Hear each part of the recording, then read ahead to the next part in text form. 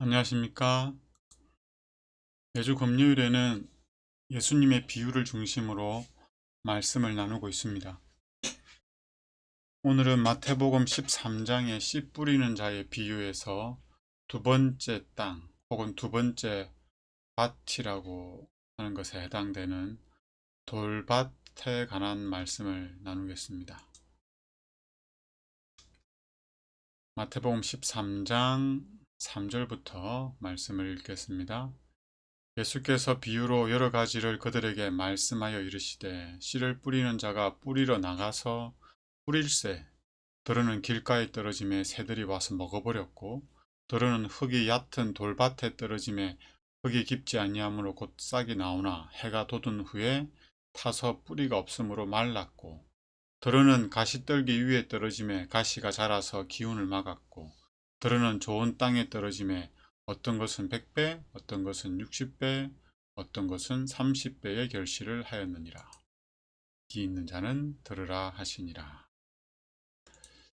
오늘 처음 말씀을 듣는 분들이 계실 수도 있으니 예수님이 이 씨 뿌리는 자의 비유를 말씀하신 이유와 또 그 전체적인 의미를 설명을 드리도록 하겠습니다. 유대인들은 자신들을 구원해 줄 성경에 예언된 메시아를 손꼽아 기다렸습니다. 그런데 유대인들은 성경에 기록된 예수님의 사명, 즉 메시아의 사명을 오해하고 있었어요. 유대인들은 성경에 예언된 메시아가 오셔서 자신들을 구원하되 죄에서 구원하는 게 아니라 로마의 속박으로부터 구원해 주리라 믿었습니다. 자신들이 처해 있는 이 환경으로부터 자신들을 구원해 주리라 믿은 거죠. 메시아가 오셔서 하나님의 나라를 세우시는데 예전 이스라엘의 다윗 왕조 시대 때, 솔로몬 왕조 시대 때 그 영광스러운 때를 재현해 주리라 믿었던 겁니다. 메시아가 오셔서 이스라엘을 군사적으로 강대하게 만들고 물질적으로 풍요롭게 만들이라고 기대했던 거죠. 이러한 오해를 예수님은 씨 뿌리는 자의 비유를 통해서 바로잡고자 하셨습니다. 예수님은 메시아의 사명을 오해하고 있던 이스라엘 백성들에게 메시아로 오신 예수님의 사명이 무엇인지 분명히 알려주고자 하셨던 거죠. 예수님은 당신이 하나님의 나라를 세울 것을 분명히 말씀하셨습니다. 예수님이 전하신 복음을 축약해서 이렇게 말하죠. 그렇게 알아 천국이 가까웠느니라. 분명히 하늘나라 하나님의 나라가 곧 도래하리라. 얼마 가지 않아 세워질 것을 말씀하셨습니다. 이 말씀을 하신 예수님이 그 나라를 세우겠다는 거죠. 그런데 예수님이 말씀하신 이 천국, 이 하나님의 나라는 유대인들이 생각했던 것처럼 이 땅에 세워지는 것이 아니라 마음에 세워질 나라였습니다. 예수님은 하나님의 나라를 세우는 방법은 예수님이 하나님 나라를 세우는 방법은 힘이나 강제적인 수단 혹은 제도, 복지 이러한 것들을 통해서 세워지는 나라가 아니었습니다. 예수님은 죄인들의 마음을 변화시키셔서 하늘의 원칙, 하늘의 법, 하늘의 품성을 그들의 마음에 새김으로 하늘나라를 세우고자 하셨습니다. 이 일을 위해서 예수님은 씨 뿌리는 자가 되셔야 했습니다. 예수님이 우리의 마음에 뿌리는 씨가 무엇을 의미합니까? 예수님이 세우려는 하나님의 나라는 마음의 말씀의 씨, 즉 진리의 씨앗을 뿌려서 그 마음에 하늘의 원칙을 심어줌으로 세워지는 나라입니다. 그러면 이 씨는 무엇일까요? 네, 말씀이죠. 말씀. 예수님이 씨 뿌리는 자의 비유를 말씀하신 후에 그 비유를 다시 설명을 하시는데요. 그 내용을 보면 이렇습니다. 마태복음 13장 18절부터 보겠습니다. 그런즉 씨 뿌리는 비유를 들으라. 아무나 천국 말씀을 듣고 깨닫지 못할 때는 악한 자가 와서 그 마음에 뿌려진 것을 빼앗나니 이는 곧 길가에 뿌려진 자요. 돌밭에 뿌려졌다는 것은 말씀을 듣고 즉시 기쁨으로 받되 그 속에 뿌리가 없어 잠시 견디다가 말씀으로 말미암아 환난이나 박해가 일어날 때에는 곧 넘어지는 자요. 가시떨기에 뿌려졌다는 것은 말씀을 들으나 세상의 염려와 재물의 유혹에 말씀이 막혀 결실하지 못하는 자요.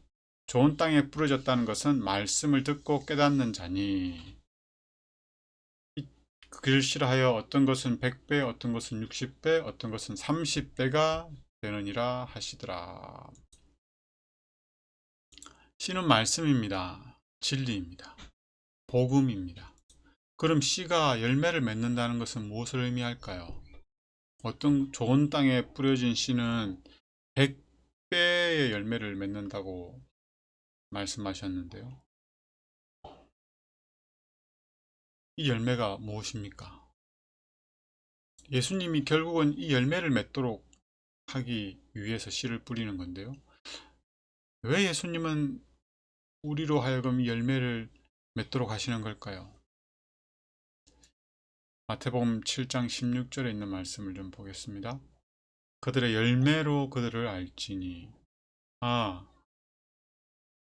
한 사람을 판단할 때 무엇을 기준으로 판단을 한다고요? 열매로 판단합니다. 가시나무에서 포도를 또는 엉겅퀴에서 무화과를 따겠느냐. 이와 같이 좋은 나무마다 아름다운 열매를 맺고 못된 나무가 나쁜 열매를 맺나니. 좋은 나무가 나쁜 열매를 맺을 수 없고 못된 나무가 아름다운 열매를 맺을 수 없느니라.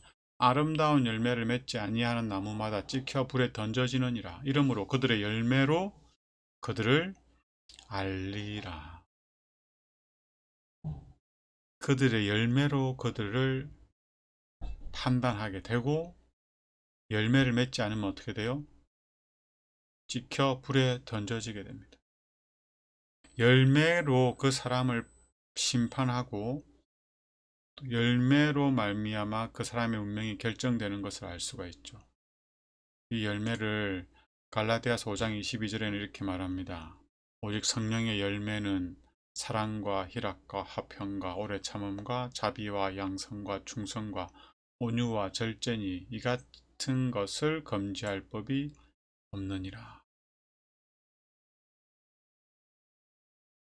이 열매는 성령의 열매입니다. 즉 예수님을 믿음으로 말미암아 성령의 역사로 변화된 품성을 의미합니다. 이 성품이 하늘의 원칙이며 하나님의 법입니다. 예수님은 거룩하고 아름다운 성품의 열매를 맺도록 하기 위해서 씨를 뿌리십니다. 예수님은 유대인들에게 직접 이 씨를 뿌리셨어요. 유대인들이 예수님과 같은, 아니 하나님과 같은 품성을 가진 하나님의 백성이 되도록 하기 위해서 친히 씨를 뿌리셨어요. 그리고 에덴 동산에서부터 지금까지 여러 방법과 모양으로 이 씨를 뿌리셨고 지금도 뿌리고 계시고 앞으로도 뿌릴 겁니다. 그런데 어떤 사람은 열매를 풍성히 맺고 어떤 사람은 열매를 맺지 못하게 됩니다.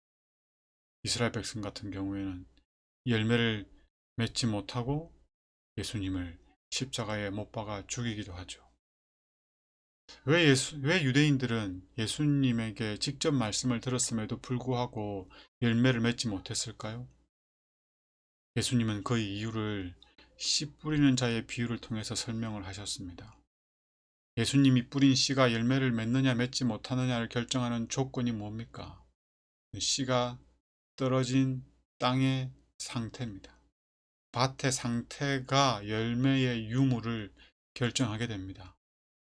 예수님은 씨 뿌리는 자의 비유를 통해서 씨가 뿌려졌지만 열매를 맺지 못하는 이유를 세 가지로 설명을 하시죠. 세 가지 밭으로 설명을 하십니다. 그리고 씨가 심겨져서 뿌리를 깊이 내리고 잘 자라서 열매를 맺는 조건도 마지막에 설명을 하시죠. 오늘은 이 중에서 열매를 맺지 못하는 두 번째 이유에 해당하는 돌밭에 관한 말씀을 좀 나누겠습니다. 씨 뿌리는 자의 비유에서 돌밭에 관한 말씀만 따로 좀 읽겠습니다. 들으는 흙이 얕은 돌밭에 떨어짐에 흙이 깊지 아니하므로 곧 싹이 나오나 해가 돋은 후에 타서 뿌리가 없으므로 말랐고. 도대체 이 말씀이 무엇을 의미하는 걸까요? 예수님이 이 말씀을 20절에 또 해석을 해주셨어요. 돌밭에 뿌려졌다는 것은 말씀을 듣고 즉시 기쁨으로 받되 그 속에 뿌리가 없어 잠시 견디다가 말씀으로 말미암아 환난이나 박해가 일어날 때에 넘어지는 자요. 씨가 뿌리를 내리려면 뭐가 필요해요? 흙이 필요하죠. 그런데 돌밭에는 씨가 뿌리를 내릴 만큼 충분한 흙이 없습니다. 돌밭에 뿌려진 씨는 처음에는 씨에서 뿌리가 나오는 듯 하지만 수분과 양분을 충분히 섭취할 수가 없어서 이내 시들게 되고 오히려 식물을 살리는 해가 그 식물을 태워 죽이게 되죠. 예수님은 하나님을 믿는 사람들 중에서 이 돌밭과 같은 청중이 있다는 사실을 말씀하시고자 하셨습니다. 돌밭과 같은 청중, 어떤 마음밭을 가진 사람일까요? 말씀의 씨가 뿌려지고 뿌리를 내리는 것 같지만 깊이 뿌리를 내린 만큼 충분한 흙이 없는 마음의 밭. 씨가 뿌리를 내릴 수 있는 옥토가 아니라 돌밭과 같은 마음. 어떤 상태의 마음일까요? 돌밭 청중은 말씀을 안 듣는 사람입니까? 말씀을 싫어하는 사람인가요? 말씀을 거절하는 사람인가요? 아닙니다. 말씀을 듣는 사람이에요. 말씀을 받는 사람입니다. 그것도 기쁨으로 받는 사람이에요. 그러나 그 말씀이 뿌리를 내리지 못하게 되는 거죠.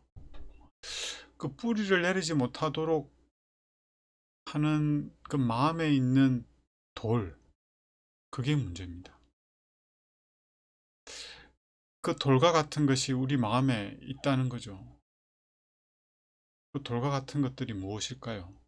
말씀의 씨가 뿌리 내리지 못하도록, 자라나지 못하도록 방해하는 것, 돌과 같은 것, 그것은 무엇입니까?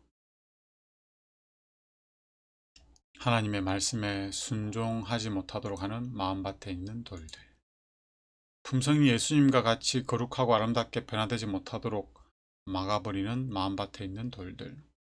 우리가 서로 사랑하며 살지 못하도록 하는 마음밭에 있는 돌들이 무엇인지 오늘 나누는 말씀을 통해서 곰곰이 생각해보는 시간이 되면 좋겠습니다. 설교 시간에 여러 번 말씀드리지만 제가 설교를 하는 게 아니고 실물 교훈에 있는 말씀을 여러분에게 소개하고 함께 나누는 겁니다. 제가 계속 이렇게 말씀드리는 건 누구든지 성경을 알 수 있고 연구할 수 있고 설명할 수 있다는 것을 알려드리기 위해서입니다. 오늘은 돌밭 청중이 어떤 사람인지 알아보고 마음밭을 비옥하게 가꾸기 위해서 무엇을 해야 하는지는 씨 뿌리는 자의 비유 마지막 시간에 살펴보도록 나누도록 하겠습니다. 실물 교훈에 돌밭 청중을 묘사하고 있는 말씀을 함께 읽겠습니다. 선천적인 이기심이 땅속에 깔린 바위처럼 그들의 선한 욕망과 포부의 밑바닥에 깔려 있다. 그들은 자신을 사랑하는 마음을 정복하지 못하였다. 죄가 얼마나 흉악한지 깨닫지 못하기 때문에 그들의 마음은 죄를 자각하고 겸손해지지 않는다. 이런 사람들은 쉽사리 진리를 확신하고 겉으로는 유망한 신자처럼 보이나 그들이 가진 믿음은 피상적일 뿐이다. 돌밭 청중은 이기심의 돌덩이가 마음밭을 가득 채우고 있는데 그 사실을 본인이 알지 못하는 사람이에요. 그래서 그 돌밭 청중은 자신이 죄로부터 구원을 받아야 하는 상태에 있다는 것을 알지를 못해요. 그렇게 되면 자연스럽게 예수님의 필요를 느끼지도 못하고 성품의 변화는 더더욱 변화의 필요를 느끼지 못하죠. 결국은 이 돌밭 청중은 아름다운 거룩한 성품의 열매를 맺지 못하게 되는 겁니다. 돌밭 청중들 중에 어떤 사람들은 자신의 부족함을 알기도 합니다. 그럼에도 불구하고 변화되지 못하는 사람들이 있어요. 그들에 대해서는 이렇게 설명하고 있습니다. 많은 사람들은 저희가 하나님께로부터 멀리 떠나 있다는 것을 의식하고 있으며 또 자기 자신과 저에 대하여 종이 되어 있다는 사실도 알고 있다. 그리하여 그들은 이 같은 상태를 개선하고자 애를 쓰고 있으나 저희 자신을 십자가에 못 박지는 않는다. 그들은 저희 자신을 그리스도의 손에 맡기고 그의 뜻을 행하기 위하여 거룩한 능력을 구하지 않는다. 그들은 하나님의 모습을 따라 형성되기를 원치 않는다.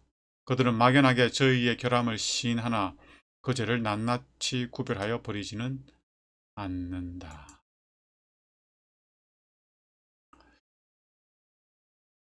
우리가 돌밭 청중인지 아닌지 이 말씀을 통해서 찬찬히 우리 자신들을 살펴보면 좋겠습니다.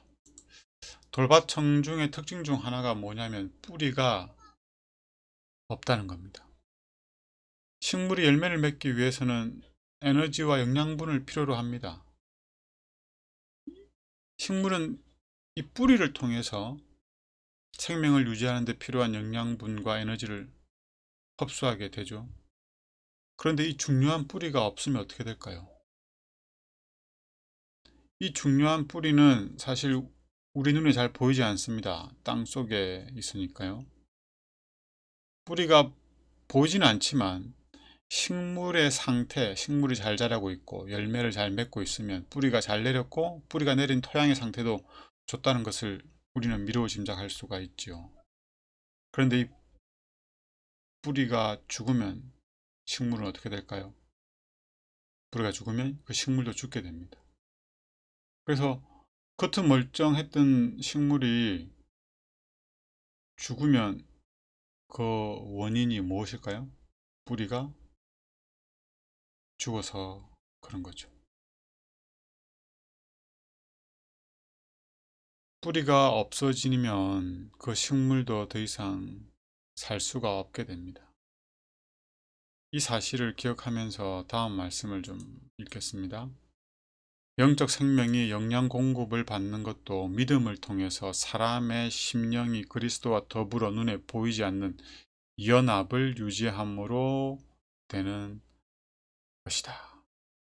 이 믿음이 뿌리와 같은 거예요. 예수님과 교제하는, 예수님을 붙드는 손.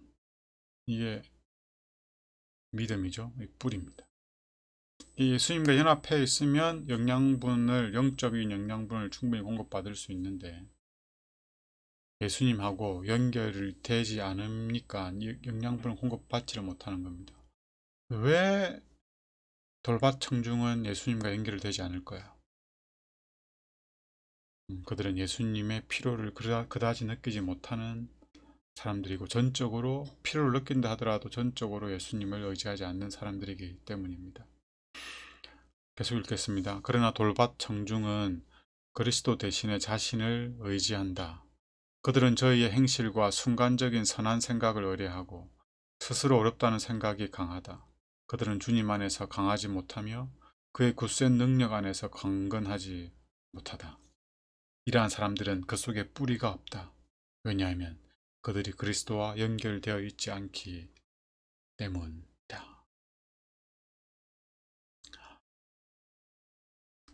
뿌리가 없다는 것은 예수님과 산연결이 없다는 거예요. 다른 말로 하면 믿음이 없는 상태입니다.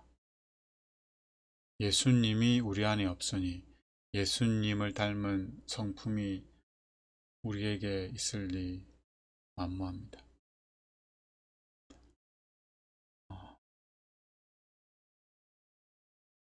이와 관련해서 한 말씀 더 보겠습니다.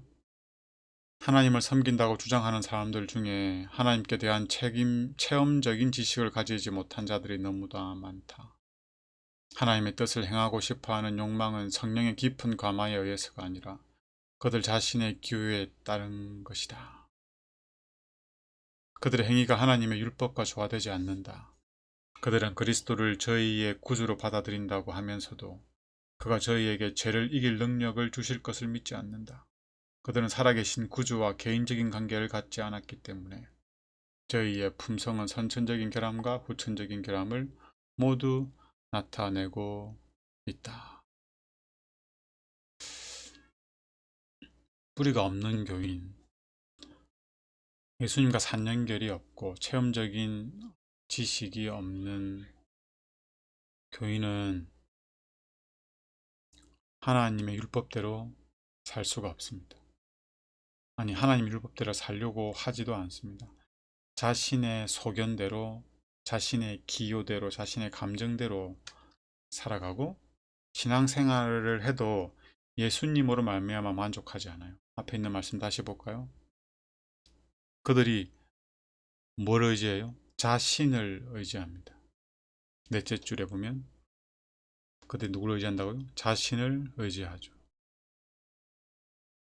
그래서 그들은 저희의 행실을 의지하게 되고, 그리고 선한 생각, 자기의 선한 생각이요. 이 선한 생각은 그냥 도덕적인 교육을 받은 사람이라면 누구든지 할 수 있는 그런 선한 생각입니다. 성령으로 말미암는 선한 생각이 아니에요.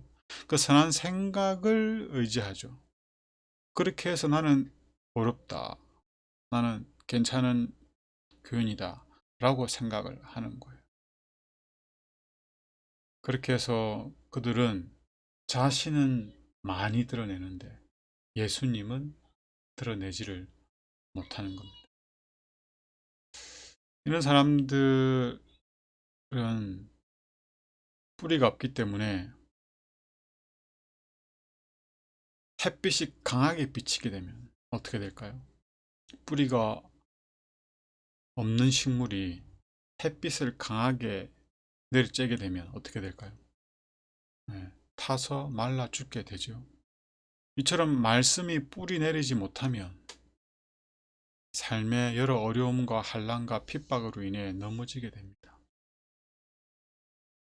많은 사람은 복음을 받지만 그들이 죄에서 구원을 얻기보다는 고통을 피하는 방편으로 받아들인다. 그들은 종교가 저희를 고난과 시련에서 벗어나게 해줄 것이라는 생각으로 얼마 동안 기뻐한다. 유대인들이 이러한 신앙을 했죠. 자신들의 삶의 여러 문제들을 해결하는 종교만으로 그냥 기복 신앙으로서 신앙생활을 한 거죠. 그들은 생활이 순조롭게 진행되는 동안 진실한 그리스도인처럼 보일지 모르나 풀무불의 연단과 같은 어려운 시험을 받게 될 때에는 엎드러지고 만다. 다니엘과 세 친구들처럼 하나님 말씀대로 살기 위해서 어려움을 당하게 될 때, 그때 뿌리가 없는 사람들은 다 넘어지게 됩니다. 그들은 그리스도를 위하여 받는 능력을 견디지 못한다. 하나님의 말씀이 그들이 품고 있는 어떤 죄를 지적하거나 그들에게 극기와 희생을 요구하게 될 때 그들의 감정은 몹시 상한다. 그들은 눈앞에 있는 불편과 시련만을 보고 영원한 사물을 잊어버린다. 지난 화요일에 젊은 부자 법관 얘기를 나눴습니다. 젊은 부자 법관이 눈앞에 있는 것들에 마음을 두어서 영원한 하늘을 잃어버리게 됐죠. 우리는 어떤 마음밭에 청중입니까? 우리는 때로는 길가와 같은 마음의 상태에 있거나, 때로는 돌밭과 같은 마음의 상태에 있거나, 때로는 가시덤불과 같은 마음의 상태에 있거나, 또 때로는 좋은 땅과 같은 마음의 상태에 있을 수 있습니다. 이게 한결같지는 않아요. 매일 그리고 매 순간 바뀔 수 있습니다. 중요한 건 내가 이 사실을 아냐는 거죠. 우리가 어떠한 상태에 있는지를 진단하고 점검하고 확인해야 합니다. 그리고 우리가 우리의 상태를 알아야 합니다. 이 일을 위해서 하나님은 우리에게 성령을 약속하셨습니다. 그러나 내가 너희에게 실상을 말하노니 내가 떠나는 것이 너희에게 유익이라. 왜냐하면 예수님이 떠나서 성령이 오는 게 우리에게 더 유익이라고 그래요. 내가 떠나가지 아니하면 보혜사가 너희에게로 오지 아니할 것인데 가면 내가 그를 너희에게로 보내리니 그가 와서 뭐해요? 죄에 대하여 의에 대하여 심판에 대하여 세상을 책망하시리라. 우리로 하여금 우리의 상태에 대해서 분명히 깨닫도록 해주시겠다고 하셨습니다. 성령을 약속하셨어요. 뿐만 아니라 우리에게는 늘 우리의 상태를 확인할 수 있는 엑스레이와 같은 MRI와 같은 말씀이 있습니다. 영적 엑스레이, 영적 MRI, 영적 PCR, 우리 상태를 확인하는 거예요. 하나님의 말씀은 살아있고 활력이 있어 좌우의 날선 어떤 검보다도 예리하여 혼과 영과 및 관절과 골수를 찔러 쪼개기까지 하며 또한 마음의 생각과 뜻을 판단하나니 지으신 것이 하나도 그 앞에 나타나지 않음이 없고 우리의 결산을 받으시리에 눈앞에 만물이 벌거벗은 것 같이 드러나리라. 우리의 상태를 알게 될 때 우리는 비로소 자신이 죄인이라는 것을 깨닫게 되고 죄에서 구원을 받아야 할 필요가 있고 구주이신 예수님의 필요를 깨닫게 될 것입니다. 이 필요는 우리가 죽을 때까지 느껴야 합니다. 그러지 않고 우리 자신에 대한 만족이 있으면 뿌리가 없어지는 거예요. 예수님과 연결될 필요를 느끼지 못하는 거죠. 우리의 마음밭이 어떠한 상태에 있더라도 참 좋은 농부이신 예수님은 우리의 마음밭에 끊임없이 말씀의 씨를 뿌릴 겁니다. 계속 뿌릴 겁니다. 그리고 우리의 마음밭을 우리가 깨닫도록 하시고 우리 스스로 그 마음밭을 개간해야 될 필요를 느끼게 하셔서 예수님을 더욱더 의지하게 하고 기도하게 할 것입니다. 그리고 예수님이 뿌리신 그 말씀의 씨가 잘 자라도록 친히 우리의 마음을 변화시킬 겁니다. 이게 성경의 약속이에요. 그러니 우리가 늘 말씀으로 그리고 끊임없이 우리에게 말씀하시는 성령의 음성에 귀 기울임으로 우리의 부족함을 깨닫고 예수님의 필요를 느끼고 예수님을 찾고 예수님과 연결되어서 내가 스스로 살아가는 게 아니라 예수님으로 살아갈 수 있었으면 좋겠습니다. 기도하겠습니다. 하나님, 우리의 마음밭의 상태가 어떤지 알게 하여 주시옵소서. 그리고 다시금 우리가 죄에서 구원받아야 하고 우리에게 예수님이 필요하고 우리에게 끊임없이 말씀의 씨를 뿌리는 그 예수님의 말씀을 통하여 우리의 마음이 변화되고 우리의 성품이 아름답고 거룩하게 예수님을 닮아갈 수 있도록 은혜를 베풀어 주십시오. 예수님 이름으로 기도드립니다. 아멘.